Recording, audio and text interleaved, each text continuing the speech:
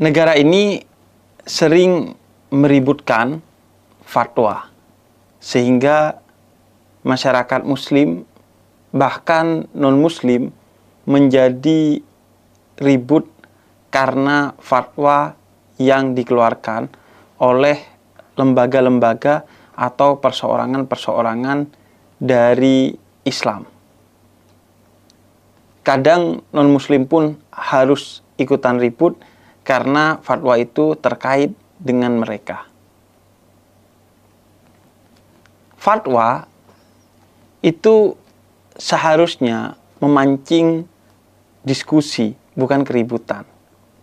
Karena itu, keributan akibat fatwa menunjukkan ketidakdewasaan kita sebagai umat di Indonesia lantaran masih menganggap lawan diskusi sebagai musuh, bukan mitra dalam berpikir.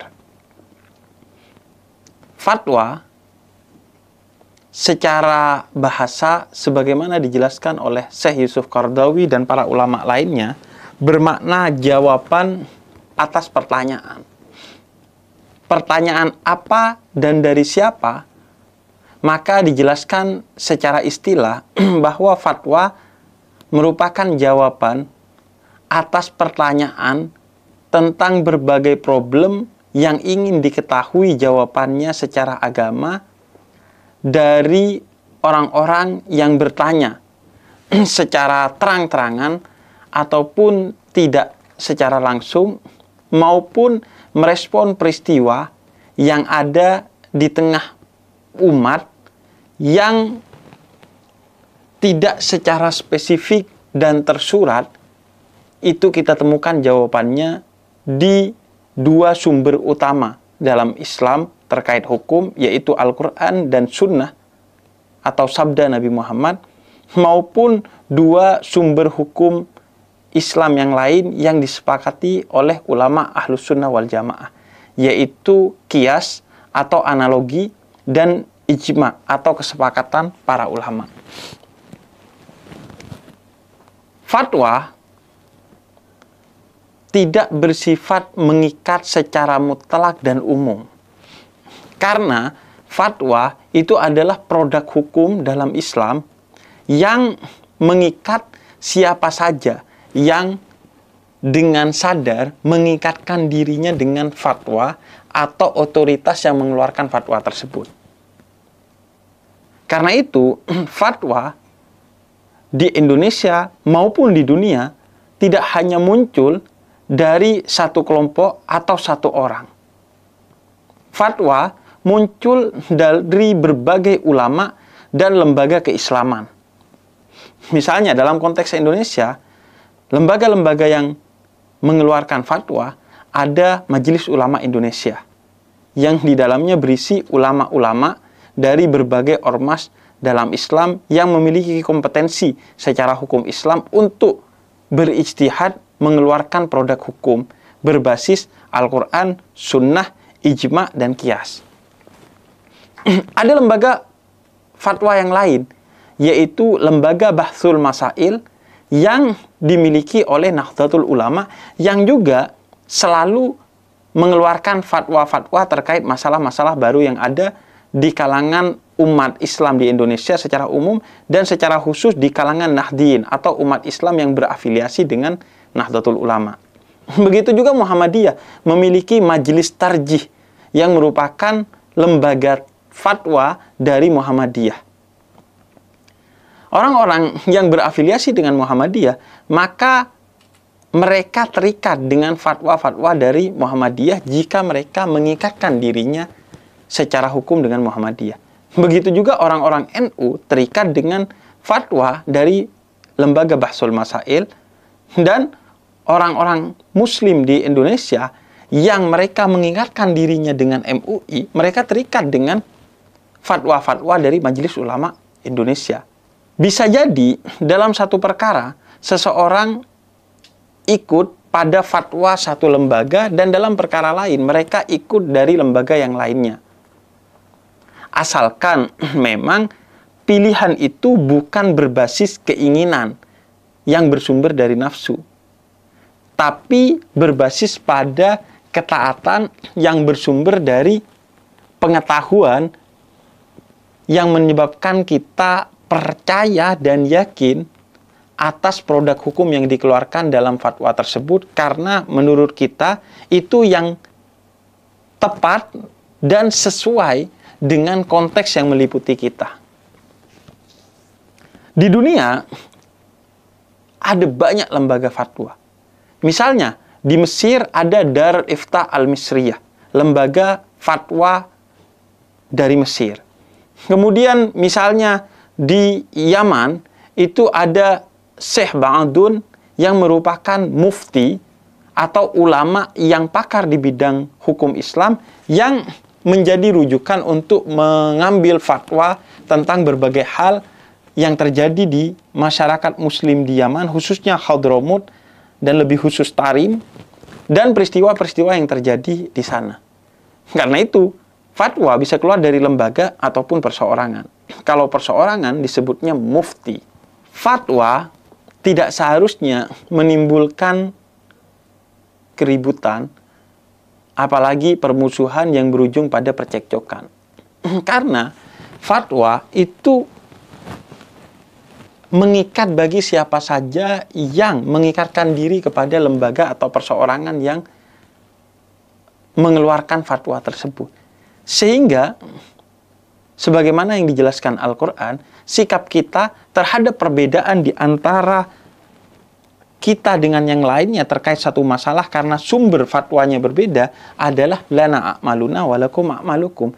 Bagimu, apa yang kamu yakini dan amalkan, bagi kami, apa yang kami yakini dan amalkan akan kami pertanggungjawabkan sebagaimana kalian pertanggungjawabkan sendiri-sendiri di hadapan Allah kelak di akhirat. Toh juga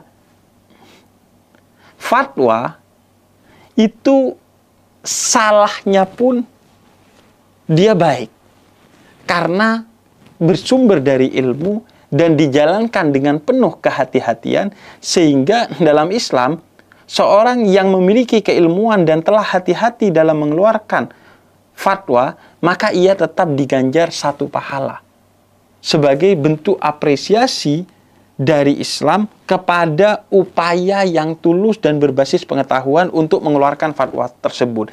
Karena Islam menilai pada prosesnya, bukan kepada hasilnya.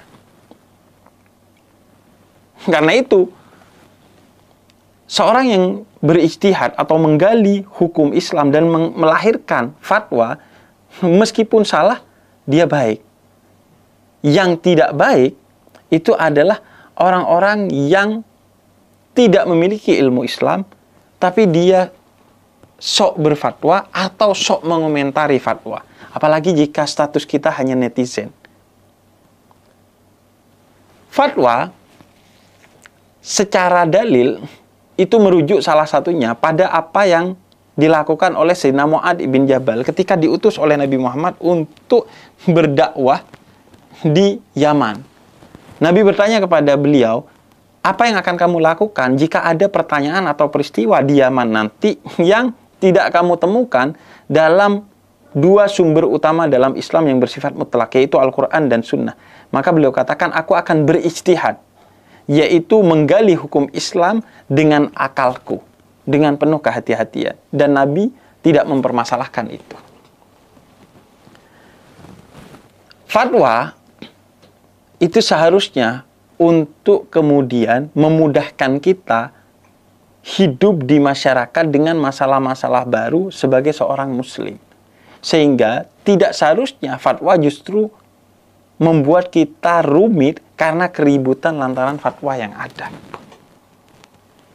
Fatwa paling jauh untuk didiskusikan, bukan untuk diributkan. Dan fatwa dia seharusnya tidak pernah dimutlakkan. Sehingga terhadap seseorang yang tidak setuju dan tidak mengikuti satu fatwa, kita tidak boleh memberikan judge yang negatif. Karena bisa jadi dia setuju dan mengikuti fatwa lain tentang peristiwa atau pertanyaan yang sama dari lembaga atau perseorangan lain yang mengeluarkan fatwa tersebut. Oleh karena itu, ketika satu lembaga mengeluarkan fatwa, tidak seharusnya orang lain kemudian meributkan, apalagi memberikan judgement terhadap fatwa tersebut. Dan tidak seharusnya orang yang mengeluarkan fatwa atau lembaga pemberi fatwa itu memutlakkan dan memaksakan fatwanya kepada umat Islam yang ada di sekitarnya. Oleh karena itu, pemutlakan terhadap fatwa itu seharusnya dihindari. Sebagaimana yang ditulis oleh seorang ulama besar dalam tradisi Islam di Indonesia yang berasal dari Nahdlatul Ulama, yang beliau pernah menjadi Rais Am Nahdlatul Ulama, yaitu Kiai Haji Sahal Mahfud, yang menolak pemutlakan fatwa, apalagi diangkat kemudian menjadi undang-undang hukum dalam negara Indonesia, yang beliau tulis dalam karyanya yang berjudul Nuansa Fikih Sosial. Ini sebagaimana juga yang dilakukan oleh Imam Malik, salah satu imam fikih dalam Islam dari 4 imam fikih dalam Ahlus Sunnah wal Jamaah, yang kemudian melahirkan madhab Maliki dalam Ahlus Sunnah wal Jamaah, yang menolak permintaan Khalifah Al-Mansur yang merupakan salah satu khalifah dalam kekhalifahan Islam, yakni Abbasiyah, lantaran Khalifah Al-Mansur meminta kitab milik Imam Malik, yaitu kitab Al-Muwatta, untuk dijadikan sumber hukum Islam utama dan satu-satunya di kekhalifahan Abbasiyah pada saat itu. Dan jawaban Imam Malik, biarkan orang merujuk kepada Al-Quran dan Sunnah secara langsung bagi mereka yang memiliki kemampuan untuk merujuk langsung dan melahirkan fatwa-fatwanya tersendiri sesuai dengan analisa mereka secara tekstual dan sesuai dengan konteks yang melingkupi mereka. Dan aku biarkan dengan fatwaku, dan bagi siapa yang mau mengikuti silahkan, bagi yang tidak mau mengikuti ya silahkan juga, dibebaskan, tidak dimutlakkan apalagi dipaksakan kepada orang lain. Karena kata Imam Malik, sumber hukum dalam Islam yang mutlak hanya Al-Quran dan Sunnah. Oleh karena itu, para imam-imam hukum dalam Islam itu bahkan bukan hanya berbeda dalam produk hukum Islamnya atau fatwa, tapi mereka berbeda dalam metodologi penarikan hukum dalam Islam atau yang disebut sebagai istinbat.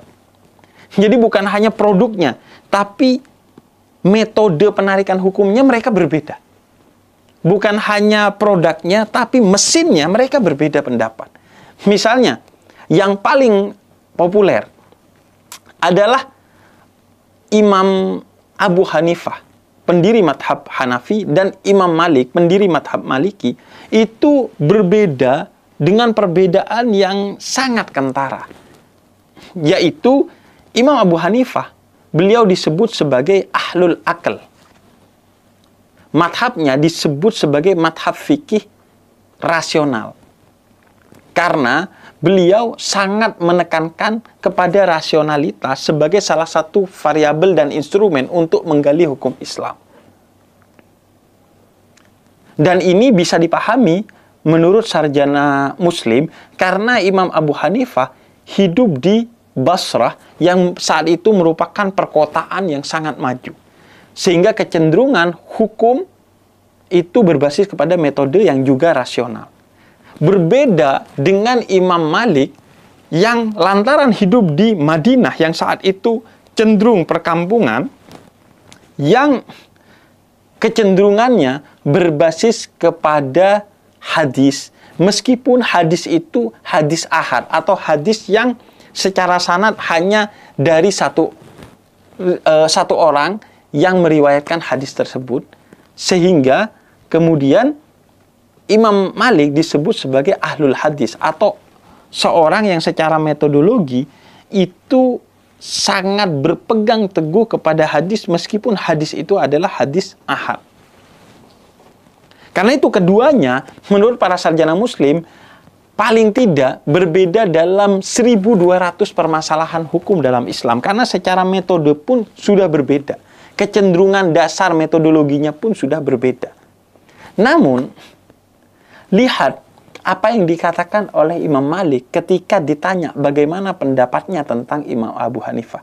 Beliau katakan, Imam Abu Hanifah adalah seorang cerdik cendekia yang begitu cerdasnya beliau hingga seandainya engkau bertanya dan meminta dalil tentang satu kayu itu apakah bisa diyakinkan kepada orang bahwa itu adalah emas, beliau bisa dengan baik meyakinkan orang dengan argumentasi rasionalnya bahwa satu bongkah kayu itu adalah emas.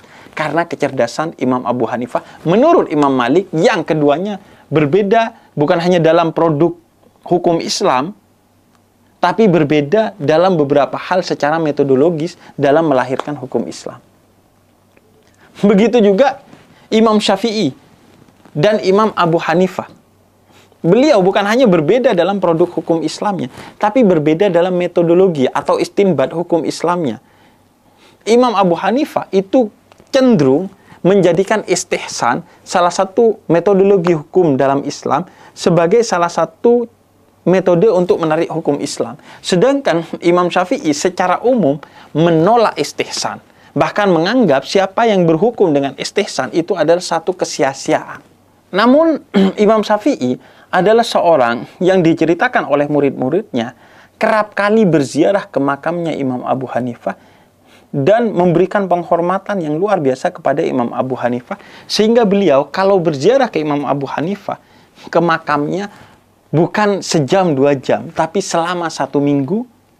Dan selama 1 minggu itu, beliau menghatamkan Al-Quran berkali-kali dan menghadiahkan khataman Al-Qurannya kepada Imam Abu Hanifah. Plus, beliau selama 7 hari itu, 7 kali sholat subuh tidak membaca kunut. Dan ketika ditanya oleh muridnya, kenapa tidak membaca kunut? Padahal kunut itu adalah sunnah menurut Imam Syafi'i, beliau jawab karena Imam Abu Hanifah tidak berpendapat bahwa kunut itu adalah sunnah. Sehingga sebagai bentuk penghormatan kepada Imam Abu Hanifah, Imam Syafi'i tidak membaca kunut. Mereka, para imam madhab dalam Islam yang bukan hanya berbeda dalam produk hukum Islam, tapi berbeda dalam metodologi hukum Islamnya, mereka santai. Mereka tetap saling hormat, mereka tetap saling mencintai di tengah perbedaan itu. Maka pertanyaannya, kita ikut siapa?